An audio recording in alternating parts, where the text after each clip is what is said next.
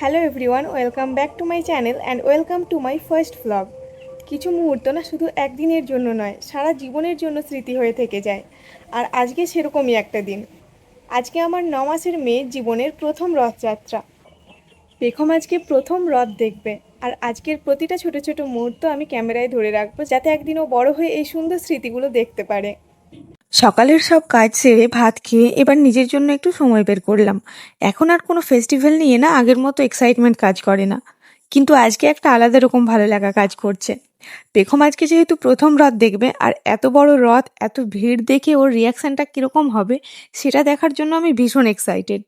Ready হওয়ার আগে মাকে বললাম একটু কাঁঠাল ছাড়িয়ে দাও, খাই। কাঁঠাল খেতে কিন্তু আমার বেশ ভালোই লাগে, আর এগুলো আমাদের গাছের কাঁঠাল, খুব মিষ্টি। তারপর বসলাম আগে পেখমকে রেডি করতে, আর ওকে রেডি করাটা না আমার কাছে একটা বড় যুদ্ধ। এই ধপজ, এই ধপজ হয়ে যাচ্ছে, শুধু ধপজ হয়ে যাচ্ছে।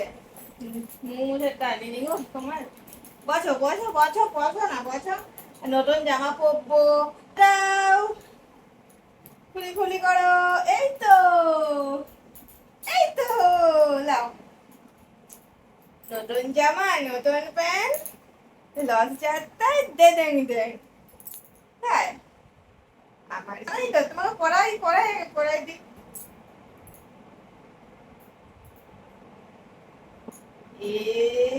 এই তো, দাও হাতটা দাও, হাত দাও, হাত দাও, আমার হাতটা দাও, পড়াই। এই তো, এই হাতটা দেখি, এই হাতটা দেখি, দেখি দেখি। এই তো, আমার সোনা নতুন জামা পরে।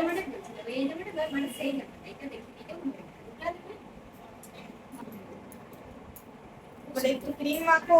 ওই জামাটা একটা ছবি তুমি পাঠাইছিলাম, আমরা তখন ইয়াই ছিল দার্জিলিং সেই দিনে পরাই দাও। খুব সুন্দর। আমি ভাবলাম ওই জামাটা তখন আমি ভাবলাম যে তোমার জামা হয়েছে, তোমার একটা ব্যাপার আমি পেরেছিল মা।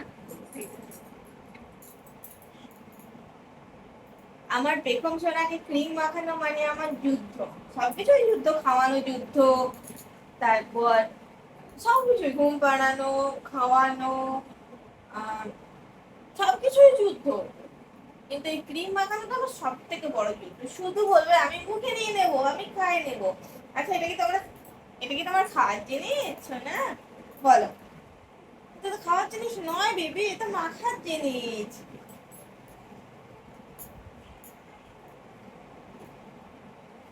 এটা কিন্তু আমি সবসময় ক্লিন করি, ক্লিন রাখি। এটা ও যেহেতু ক্রিম মাখানোর সময় চাটাচাটি করে, আমি এটা সবসময় ক্লিন করে রাখি। না, হচ্ছে রেডি। তোমার দাদা অস্থির, তুমিও কেমন রেডি হলো দেখার জন্য অস্থির। দাও আর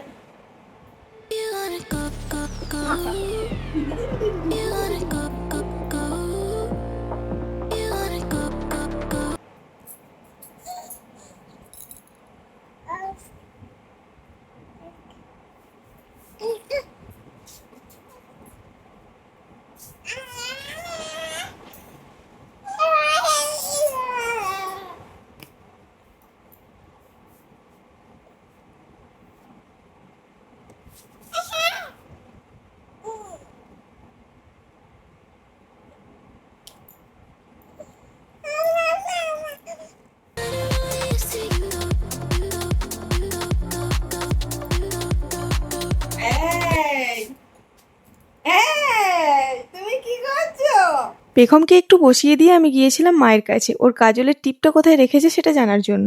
আর ওর কাণ্ডটা দেখো, ভিডিওটা তখন আর অফ করা হয়নি, আর ভাগ্যিস ভিডিওটা অফ করা হয়নি, তাই এই কিউট মোমেন্টটাও ক্যাপচার হলো।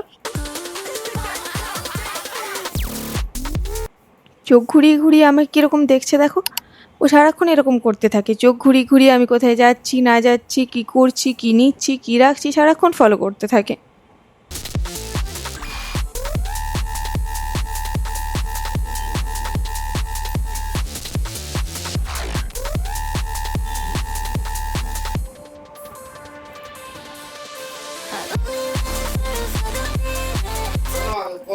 রেডি হও, তারপরে নিয়ে যাবো।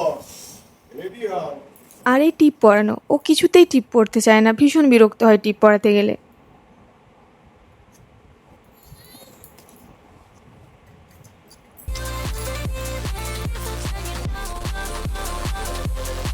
লাও লাও লাও টুচির হয় টুটিটা পড়াচ্ছি।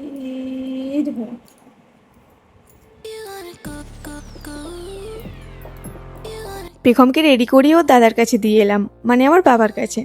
চলো এবার ঝটপট আমিও রেডি হয়ে যাই। ভীষণ সিম্পলভাবে রেডি হব, সাধারণত আমি সিম্পলভাবেই যে কোনো জায়গায় যাই। ফেস ওয়াশ করে এসে আমার রেগুলার ময়েশ্চারাইজার দিয়ে প্রথমেই ফেসটা ভালোভাবে ময়েশ্চারাইজ করে নিলাম। তারপর just little bit of BB cream, eyebrow mascara আর আমার ফেভারিট পার্ট লিপস্টিক, যেটা আমি সবসময়ই দিয়ে থাকি। এর থেকে বেশি আমি নর্মালি সাজি না, বেশি সাজলে না আমার নিজেকে ভালো লাগে না আর কি। আসলে সিম্পলি আমি বেশি কমফোর্ট থাকি। তবে কিছু করি না করি কোথাও বেরোলে লিপস্টিকটা আমি দিয়েই থাকি মোটামুটি। স্কিন কেয়ার বা মেকআপের ক্ষেত্রে এই লিপস্টিক আর লিপ বামের পার্টটা আমার ফেভারিট বলতে পারো। আগে যদিও টাইম নিয়ে সাজতে পারতাম, এখন তো আর সেটা হয় না। ভিডিওটা দেখেই বুঝতে পারছো কতটা তাড়াহুড়োর মধ্যে আছি। এক এক সময় তো এটুকুরও সময় পাই না, তবুও আজ একটু সময় বার করলাম। আসলে সাজগোজটা পুরোপুরি নিজের ওপর, নিজের ভালো লাগার জন্য, নিজের আত্মবিশ্বাসের জন্য। কারণ নিজেকে ভালোবাসতে পারাটাই সবচেয়ে সুন্দর অনুভূতি, তাই না? তারপর দেখো লাস্টে আমি সিঁদুরের টিপটা পরে নিলাম, যেটা ছাড়া পুরো সাজটাই অসম্পূর্ণ। এবার আসি হেয়ার স্টাইলে, যেটা আমি একদমই পারি না। সব চুলগুলোকে একসাথে জড়ো করে একটা ক্ল্যাচার দিয়ে আটকে নেবো জাস্ট। হ্যাঁ, টিপিক্যালি খোপা করবো জাস্ট একটা। নর্মাল বিনুনি আর খোপা ছাড়া আমার দ্বারা আর কিচ্ছু হয় না। আসলে কি জানো তো, টিনেজ টাইমে হেয়ারের প্রতি এক্সপেরিমেন্ট করার একটা আলাদাই নেশা ছিল আমার। আর সেই চক্করে আমার সুন্দর চুলগুলোর 12টা বাজিয়ে ফেলি আমি। আর তখন থেকেই আমি না কোনো রকম হেয়ারের প্রতি এক্সপেরিমেন্ট তো দূরের কথা, কোনো হেয়ার স্টাইল বা কোনো 5-7 রকমের হেয়ার প্রোডাক্ট একদম অ্যাভয়েড করে চলি। ভীষণ ভয় জন্মে গেছে আমার এই ব্যাপারে। তো দেখো আমি পুরোপুরি রেডি হয়ে গেছি, আর পিছনে আমার মাও রেডি হয়ে গেছে। এবার আমরা সবাই মিলে বেরিয়ে পড়বো রথ দেখতে। আমরা তো রেডি হচ্ছিলাম, আর পেখমোর দাদার কাছেই ছিল। আমিও রেডি হয়েছি দেখে চাপিয়ে চলে এলো আমার কাছে। ও ঠিক বুঝেছে মা নিশ্চয়ই কোথাও যাবে এখন। আসলে পেখম না এখন অনেক কিছুই বুঝতে পারে, অনেক কিছু বলতেও পারে। রুমের ভেতর লাইটের মধ্যে আমার ফেসটা দেখলে আর রুমের বাইরে দেখো কতটা ডিফারেন্স, তাই না? একটা ছোট্ট লাইট কতটা পরিবর্তন আনতে পারে। আর কন্টেন্ট ক্রিয়েটারদের কাছে লাইটের অবদান যে কতখানি, সেটা কন্টেন্ট ক্রিয়েটাররা খুব ভালোভাবে বোঝে। তো যাই হোক, তোমরা কিন্তু কমেন্ট করে অবশ্যই জানিও আমার পেখম সোনাকে দেখতে আজকে কেমন লাগছে। আমরা রওনা দিয়ে দিয়েছি যেখান থেকে আমরা প্রত্যেক বছর রথ দেখি, সেখানে যাওয়ার জন্য। আর জানো তো, উল্টো রথের দিন না আমাদের বাড়ির রাস্তায় হয়ে রথ পেরোয়। আমি একটু তাড়াহুড়োতেই যাচ্ছি, বান্ধবী ফোন করেছিল, অনেকদিন পর দেখা হবে বান্ধবীর সাথে। আর ওই যে দেখো বাড়ির সবাই আস্তে আস্তে আসছে।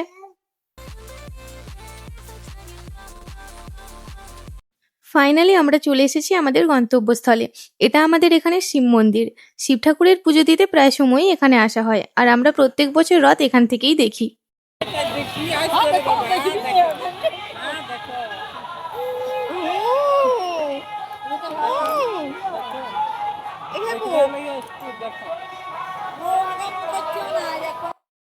রথ এখনো অনেকটাই দূরে আছে, আমরা এখানে সবাই দাঁড়িয়ে অপেক্ষা করছি। আর আমি তো শুধু পেখমকেই দেখছি, ওর চোখগুলো দেখো, এত লাইট, এত লোক দেখে।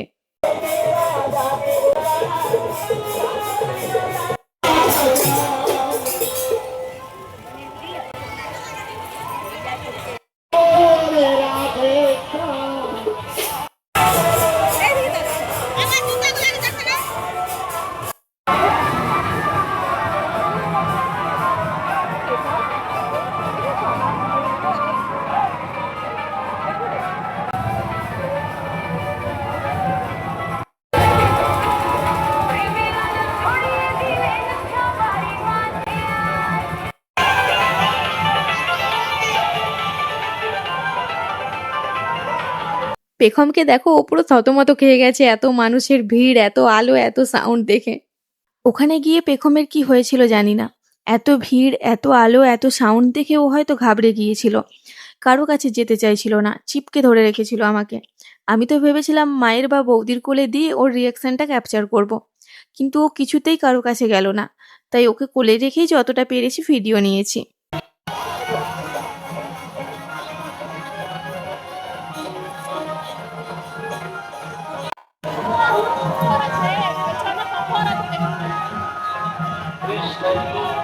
রথ পুরো আমাদের সামনে চলে এসেছে আর পেখমের চোখগুলো দেখো পুরো ছানা বড়া হয়ে গেছে ওর চোখ দুটো। ও যে কি করবে ও পুরো কনফিউজড, আর তার থেকেও বেশি কনফিউজড আমি। রথ দেখবো, ভিডিও করব না ওকে দেখবো, পুরো নাজেহাল অবস্থা হয়ে গেছিল আমার ওই মোমেন্টটাতে।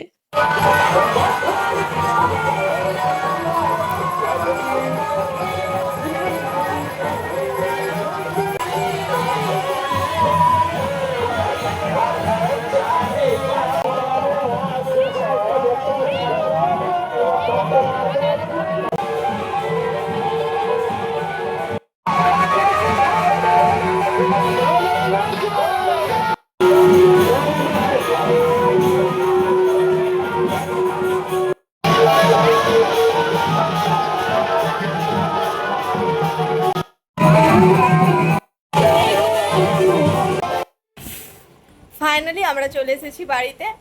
আর আমার মেয়েকে নিয়ে জাস্ট নাজেহাল অবস্থা, কিছুতেই কারোর কোলে যেতে চাইছিল না। আমি যে কিভাবে ক্লিপগুলো নিয়েছি সেটা একমাত্র আমিই জানি। কিছু ছোটোখাটো ক্লিপ নিয়েছি রথের, আর আমার আর পেখমেরও কিছু নিয়েছি। ও তো আমার কোল থেকে যায়নি, আমার কোলেই ছিল। ভেবেছিলাম হয়তো মায়ের কোলে বা বৌদির কোলে দেবো, তারপর ভিডিও বানাবো ওদের কোল থেকে। গেলই না, এত লোক এত আলো দেখে ওর মানে মাথা খারাপ হয়ে গেছিলো। কি হয়েছিল জানি না, কিছুতেই যায়নি। আমাকে চিপকে ধরেছিল আর চোখ ছিল এরকম। তোমরা ভিডিওতে দেখতেই পেলে।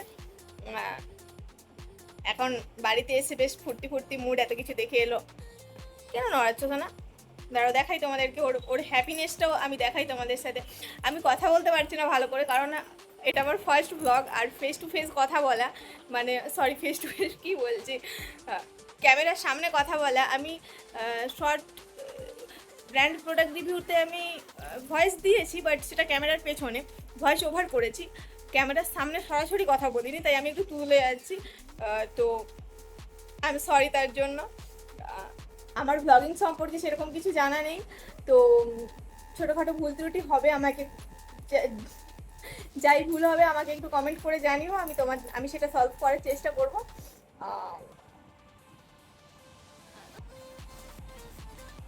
পেখমেরও ঘুম পেয়ে গেছে, ও ঘুমোবে এখন। এই মা, ওকেও এবার আমি একটু দুধ খাইয়ে ঘুম পাড়িয়ে দেবো। এত লোক দেখে ওর অবস্থা খারাপ, মানে জানি না ভয় পেয়েছিল না কি হয়েছিল ওর। ও তো আর বলতে পারে না যে আমার এই ফিলটা হচ্ছে। ভয় পায়নি, বেশ দেখছিল, বাট কারোর কাছে যেতে চাইছিল না। এই যা, ওটা দাও শোনা, ওটা দাও। ও যদি বলতে পারতো তাহলে ওকে জিজ্ঞাসা করতাম কেমন লাগলো, কিন্তু ও তো বলতে পারবে না। বেশ ভালোই লেগেছে আমার যা মনে হয়, নাকি শোনা? পিকু, তোমার আজকে রথ কেমন লাগলো? আমার বাড়ি চারিধারটা এলোমেলো হয়ে আছে, প্লিজ তার জন্য কেউ কিচ্ছু মনে করো না। কেননা আমার এই ছোট্ট অশান্ত পুচকেকে নিয়ে আমার পক্ষে সম্ভব হয় না, মানে আমার সেই এনার্জিটা থাকে না যে আমি গোছাবো। চাইলে গোছানো যায়, বড় কোনো ব্যাপার না।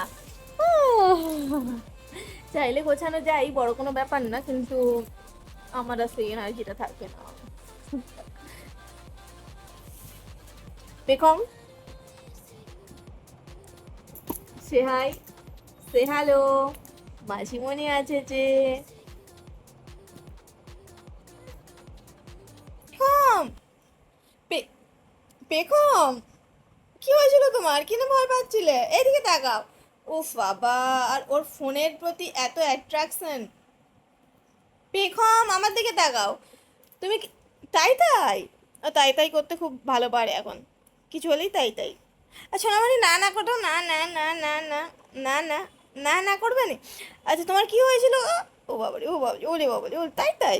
কত নখ ছিল, কত নখ, কত আলো, কত বাজনা। আমার পেখম শোনা আজকে তো দারুণ আনন্দ করেছে। পেখম আমার দিকে তাকাও। পেখম, পেখম, তাই তাই পরে করবে শোনা, আমার দিকে তাকাও একবার। সোনামণি, পেখম, ও আজকে ব্যাপক মজা করেছে, ব্যাপক। ওরে বাবা, ওরে ওরে ওরে, বলে এবার আমি ডোডো খাই ঘুমাবো। পেখমকে খাইয়ে জাস্ট ফ্রেশ হলাম। ফ্রেশ বলতে একটু জাস্ট হাত পা ধুয়েছি আর মুখে জাস্ট একটু জলে ঝাপটা নিয়েছি। তারপর আমার পেয়ে গিয়েছিল জোর খিদে, তাই আমি একটু ওটস খেয়ে নিলাম। পেখম এখন শান্ত বাচ্চার মতো নিশ্চিন্তে ঘুম দিচ্ছে। কিন্তু এদিকে আমার এত খিদে পেয়ে গেছে যে ওটস খেয়েও পেট ভরেনি। তাই বৌদিকে বললাম একটু মুড়ি মাখতে। কিছুক্ষণের মধ্যে আমার মুড়ি মাখাও রেডি হয়ে চলে এসেছে, আর সেই গন্ধে আমার মেয়ের নিশ্চিন্তের ঘুমও ভেঙে গেছে। কি আর করা যাবে, ওকেও দুটো করে মুড়ি মুখে দিচ্ছিলাম আর আমিও চটপট করে খেয়ে নিলাম। ভগবান জগন্নাথের কাছে প্রার্থনা সবাইকে সুস্থ রাখুন, ভালো রাখুন। ভিডিওটা যদি ভালো লেগে থাকে তাহলে লাইক করতে ভুলবেন না, চ্যানেলটি সাবস্ক্রাইব করে পাশে থাকবেন, আর কমেন্ট করে জানাবেন আপনারা রথযাত্রা কিভাবে কাটালেন। ভিডিও করবো নি, কম্বনি ভিডিও ঠিক আছে বন্ধ করে দিই। ও বাবা, আমার পেখম সোনা একদম ভিডিও করা ছবি তোলা পছন্দ করেনি। আবার দেখা হবে পরের ব্লগে। জয় জগন্নাথ।